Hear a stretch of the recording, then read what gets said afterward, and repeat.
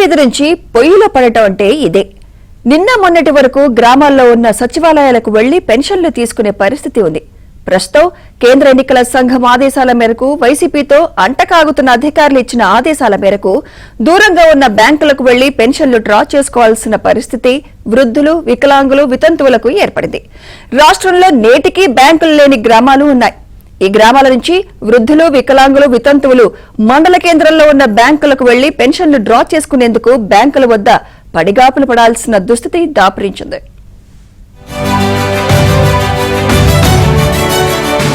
రాష్ట్రంలో అధికార పార్టీకి రాజకీయ లబ్ధి చేకూర్చేందుకు కొంతమంది అధికారులు తమ శక్తి వంచన లేకుండా కృషి చేస్తున్నారు. పెన్షన్లు ఇంటి వద్దకు తీసుకువెళ్లి ఇవ్వాలని ప్రతిపక్షాలు ముక్త కంఠంతో కోరినప్పటికీ ఏప్రిల్లో సచివాలయాలకు రావాలని, అక్కడ తీసుకోవాలని కోరారు. దీంతో ఎండలు తట్టుకోలేక 36 మంది మరణించారని బ్లూ మీడియా కథనాలను వండివార్చింది.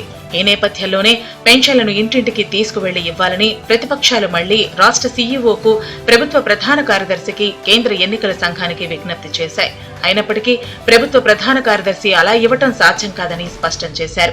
ఈ నేపథ్యంలో కేంద్ర ఎన్నికల సంఘం పెన్షన్ల పంపిణీలో వస్తున్న ఫిర్యాదులను దృష్టిలో పెట్టుకుని వాస్తవిక దృష్టితో పంపిణీ చేయాలని, ఇందుకోసం శాశ్వత ఉద్యోగులను ఉపయోగించుకోవాలని ఆదేశించింది. ఈ ఆదేశాలు వచ్చిందే తడవుగా అధికారులు కొత్త ఎత్తుగడ వేశారు. ఈసారి సచివాలయాల్లో పెన్షన్లు ఇవ్వటం మానేసి బ్యాంక్ అకౌంట్లకు జమ చేస్తామని ఆదివారం సాయంత్రం తాజాగా మార్గదర్శక సూత్రాలు జారీ చేశారు. ఇందులో రాష్ట్రంలో మొత్తం 65,49,864 మంది పెన్షన్లు తీసుకునే వారు ఉండగా, ఇందులో 48,92,513 మందికి బ్యాంక్ అకౌంట్లు ఉన్నాయి. అంటే 74.70% మందికి బ్యాంక్ అకౌంట్లలో పెన్షన్లు వేస్తామని పేర్కొన్నారు. వీరు కాకుండా బ్యాంక్ అకౌంట్లు లేని వారు, వృద్ధులు, వికలాంగులు, వితంతువులు, ఇళ్లు కదల్లేని వారు మొత్తం 16,57,361 మంది ఉన్నారు. వీరికి పెన్షన్లను ఇంటికి వెళ్లి ఇస్తామని పేర్కొన్నారు. ఇందుకోసం తగిన ఏర్పాట్లు చేయాలని Panchayati Raj special principal secretary Shashibhushan జిల్లా కలెక్టర్లతో నిర్వహించిన వీడియో కాన్ఫరెన్స్ లో చెప్పారు. బ్యాంక్ అకౌంట్లు లేని వారికి, ఇల్లు కదల్లేని వారికి పెన్షన్లు ఇంటి వద్దనే ఇస్తున్నారు. వారితో పాటు మిగతా వారికి కూడా ఇంటి వద్దనే ఇవ్వాలని ప్రతిపక్షాలు డిమాండ్ చేస్తున్నాయి. సహజంగా బ్యాంక్ అకౌంట్ లో పడిన సొమ్మును డ్రా చేయాలంటే నేరుగా లబ్ధిదారులు బ్యాంకులకు వెళ్లాల్సి ఉంటుంది. అన్ని గ్రామాల్లో బ్యాంకులు లేకపోవడంతో సమీపంలో బ్యాంకులు ఉన్న గ్రామాలకు వెళ్లి పెన్షన్లు తెచ్చుకోవాల్సి ఉంటుంది. అక్కడకు వెళితే విత్ డ్రా ఫామ్ రాయటం, ఆ తర్వాత సంబంధిత కౌంటర్లో వచ్చి క్యాష్ కౌంటర్లో డబ్బు తీసుకునేందుకు సమయం పడుతుంది. పైగా పెన్షనర్ అందరూ ఒకే రోజు వస్తుండటంతో బ్యాంకుల వద్ద గంటల తరబడి వెయిట్ చేయాల్సి ఉంటుంది. అధికారులు పెన్షన్ల పంపిణీలో వ్యవహరిస్తున్న తీరుపై తెలుగుదేశం అధినేత నారా చంద్రబాబు నాయుడు మండిపడ్డారు. కొంతమంది అధికారులు వైసీపీకి అనుకూలంగా వ్యవహరిస్తూ తమాషాలు చేస్తున్నారని ఆయన సీరియస్ అయ్యారు. సిబ్బంది ఉన్నప్పటికీ ఇంటింటికి వెళ్లి పెన్షన్లు ఎందుకు ఇవ్వలేకపోతున్నారని నిలదీశారు.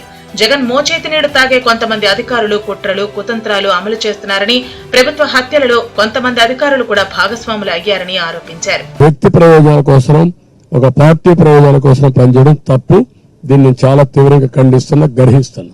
అందుకే మేము చాలా సార్లు చెప్పాం, ఈ అధికారుల వల్ల నష్టం వస్తుంది. అలాంటి టెయింటెడ్ ఆఫీసర్స్ అంతా ప్రజాస్వామ్యానికే ప్రమాదం. అలాంటి వాళ్ళు ఎన్నికల డ్యూటీలో ఉండడానికి అర్హులు కాదు. రేపు పెన్షన్లు డిస్ట్రిబ్యూట్ చేయలేని మీ అసమర్థత ఎన్నికలు నిర్వహిస్తారంటే మీరు? నేను అడుగుతున్న స్ట్రైట్ క్వశ్చన్. ఇక్కడేం గొడవలు లేవు, ఇంటింటికి ఇచ్చే పని. రేపు 3-4 రాజకీయ పార్టీలు ఉంటారు, రౌడీలు ఉంటారు, ఫైర్ విహారం చేస్తారు, బూత్ క్యాప్చరింగ్ చేస్తారు, ఓటర్లకు ఏం రక్షణ ఇస్తారు? పెన్షన్ల పంపిణీలో అధికారులు కావాలని వ్యవహరిస్తున్నారని ప్రజలు కూడా దుమ్మెత్తిపోస్తున్నారు. ప్రధానంగా అధికారులు వైసీపీకి లబ్ధి కలిగే విధంగా వ్యవహరిస్తున్నారని, గ్రామాల్లో ఉన్న సచివాలయ సిబ్బందితో పాటు అంగన్వాడీలు, ఆశా వర్కర్లు, పంచాయతీ సిబ్బందిని ఎందుకు ఉపయోగించుకోలేకపోతున్నారని ప్రశ్నించారు. అధికారులు వ్యవహరిస్తున్న తీరుపై కేంద్ర ఎన్నికల కమిషన్ కు ఫిర్యాదు చేయాలని తెలుగుదేశం నిర్ణయించింది. అయితే ఈ విధానాన్ని మార్చాలని ఇప్పుడు టీడీపీ, బీజేపీ, జనసేన డిమాండ్ చేస్తున్నాయి. ఈ రోజు రేపటిలో కేంద్ర ఎన్నికల సంఘం వద్దకు వెళ్లి మాట్లాడాలని నిర్ణయించారు.